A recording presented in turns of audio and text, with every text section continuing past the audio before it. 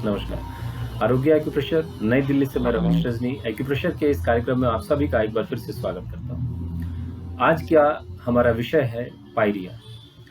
Pyorrhoea यह एक ऐसा रोग है जिसमें व्यक्ति के मुंह से बहुत दुर्गंध आती है, जिससे वो खासा परेशान रहता है। मुंह से कई बार ब्रश करने के दरमियान रक्त की कुछ बूंदें आती हैं, छींटा पड़ जाता है जब वो व्यक्ति थूकता है। कई बार मुंह में अनायास ही रक्त आ जाता है। बहुत प्यास लगती है। लोगों को ऐसा देखा कि जब वो सोते तो अपने सराहने कभी लोटा कभी जग आदि रख लेते पानी से भर के, ताकि रात में भी कई बार उठना उनको पड़ेगा तो फिर पानी पीने के लिए तुरंत पास में ही रहे तो फिर अच्छा है। सो पानी का इंतजाम करके वो सोते।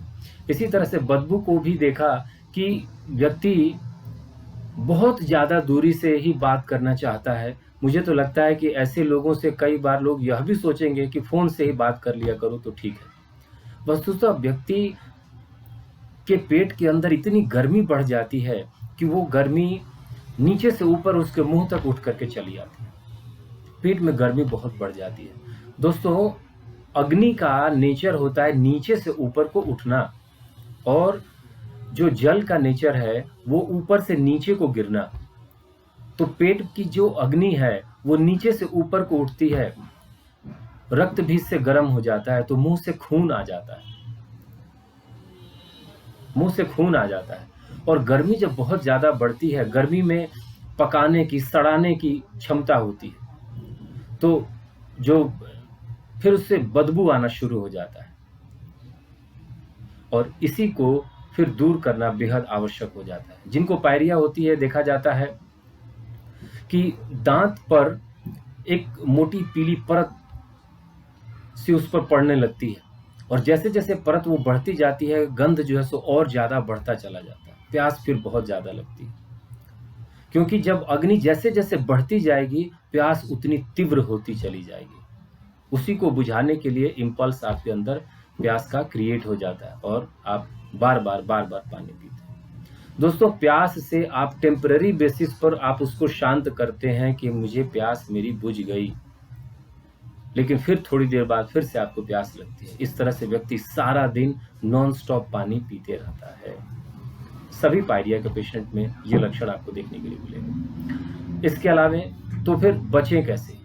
भारत के लोग तो वात पित्त कफ को भी समझते हैं। तो आप समझिएगा, पित्त माने गर्मी, गर्मी बढ़ गई है। गर्मी की जो प्रवृत्ति है वो आपका बढ़ गया है, पित्त दोष बढ़ गया है। तो पित्त तो फिर गर्म पदार्थों के सेवन से और ज्यादा भड़क जाएगा। उसको शांत करना है। प्रकोपित हो गया है आपका पित्त, तो पित्त शांत करने के लिए घिया, तूड़ी, टिंडे, है ना, खीरा, ककड़ी, तरबूज, ये सब चीजें, जितने रसीले फल हैं इनको खाएंगे, रेशेदार सब्जियां खाएंगे, तो इनसे आपको राहत मिलेगी, बहुत राहत मिलेगी। बल्कि और साथ में आपको समय समय पर पानी पीते रहना है। 10-12 ग्लास पानी जरूर पीजिए, उससे ज़्यादा भी पी सकते हैं, पर थोड़ी थोड़ी देर में पानी की मात्रा जो है सो अगर आपके स्टमक को मिलती है तो आपका स्टमक बहुत ज़्यादा हेल्दी रहेगा, बहुत हेल्दी रहेगा। और इससे आपको फर्दर कोई कॉम्प्लिकेशन नहीं आएंगे, क्योंकि स्टमक से ही आपके शरीर के बाकी ऑर्गन्स कनेक्टेड हैं। देखिए, आप अन्न जो खाएंगे उसी से सभी अंगों को पोषण मिलेगा। तो एक होगा अन्न की वो पकेगा, पचेगा, और एक होगा अग्नि की प्रचंड अधिकता की वजह से जल जाएगा। तो सोचिए, जली हुई रोटी आप खाएंगे क्या? वो तो आप छोड़ देंगे। तो अगर शरीर में बहुत प्रचंड अग्नि अगर है तो आपको खाया पिया भी आपको नहीं लगेगा, ऐसा हो सकता है। कैसे बचें, आज के इस वीडियो में समझते हैं। देखिए, सबसे पहले पॉइंट की लोकेशन को मैं आपको बताता हूं। तो दोनों हाथ की हथेली में एक बिंदु है, इसको समझिए। वैसे तो कई सारे बिंदु हैं, पर उन सभी बिंदुओं में से जो सबसे खास है उसको समझते हैं। मिडिल फिंगर रिंग फिंगर के बीच से एक सीधी लाइन ड्रॉ करेंगे तो इस गड्ढे को पार करके जैसे ऊंचे स्टीले पर पहुंचेगा, तो ये देखिए CV12 आ गया।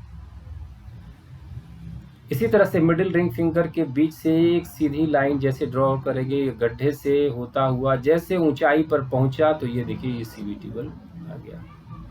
ठीक है, अब आपको क्या करना होगा, सबसे पहले इस बिंदु को एक्टिवेट करना होगा। तो मशीन से 15 से 20 सेकंड तक आप इसको दोनों हाथों के इस बिंदु को CV12 को आप एक्टिवेट करेंगे। अगर यह नहीं है तो आप जिम्मी की मदद से, जिम्मी नहीं है तो पेन से, पेन के जो ये पीछे का हिस्सा होता है ये उपयोगी साबित होगा इस बिंदु को एक्टिवेट करने के लिए। तो 1 मिनट तक जरूर press and release, press and release, 1-2 minute तक आप इसको एक्टिवेट कीजिए। इसके बाद आपको क्या करना है, जो इलाज मैं बता रहा हूँ वो बियोल मैग्नेट के द्वारा है। सो आपको डॉक्टर टेप के 2 छोटे टुकड़े कर लेने हैं और बियोल मैग्नेट देखिए ये येलो वाइट मैग्नेट होता है, ये बियोल मैग्नेट है। ये देखिए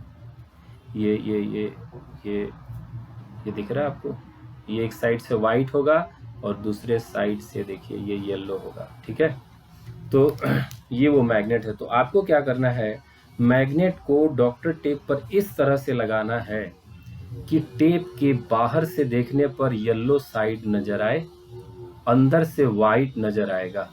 अब यही वाइट साइड जो है सीधे आपकी स्किन पर आकर टच करेगा, स्किन पर आकर टच करेगा। देखिए दोनों में CV12। अगर इसी समय यदि आप ये वीडियो देख रहे हैं और आपके पास मैग्नेट भी उपलब्ध नहीं है तो आपकी रसोई में मेथी तो जरूर मिल जाएगी। मेथी का एक दाना, ये देखिए मेथी का एक दाना ये मेथी का आपको लेना है। और क्योंकि ये मैग्नेट आपके पास उपलब्ध नहीं है तो आप इसी जगह पर मेथी के एक दाने का प्रयोग करेंगे। देखिए मेथी के एक दाने का प्रयोग करेंगे और ऐसा करने से भी आपको राहत मिलने शुरू हो जाएगी। और बहुत ज़्यादा फायदा चाहते हैं तो फिर तो मैग्नेट आपको इस्तेमाल करना पड़ेगा।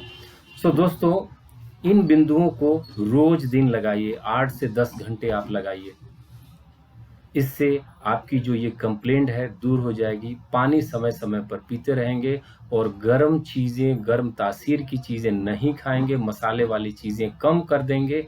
और इसी के साथ तंबाकू वगैरह खाना चाहते हैं, मतलब उसको पायरिया को दूर करना चाहते हैं तो खाने की प्रवृत्ति को आपको विराम लगाना होगा, जिससे कि आपका स्वास्थ्य पुनः लौट आएगा और आप पायरिया फ्री हो जाएंगे। तो इसी शुभ कामना के साथ मैं रमेश रजनी आज के इस अंक में विदा लेता हूं। अगले अंक में फिर मुलाकात होगी, पर उससे पहले एक जो ऑफिस का नंबर है यह आपके लिए उपयोगी हो सकता है। किन्हीं को कोई शिकायत हो, कोई तकलीफ हो तो आप ऑफिस के नंबर पर संपर्क कर सकते हैं। 9953721380 ये नंबर है। अगले अंक में किसी और समस्या का समाधान करते हुए मैं फिर से प्रस्तुत होता हूं। तब तक के लिए दीजिए।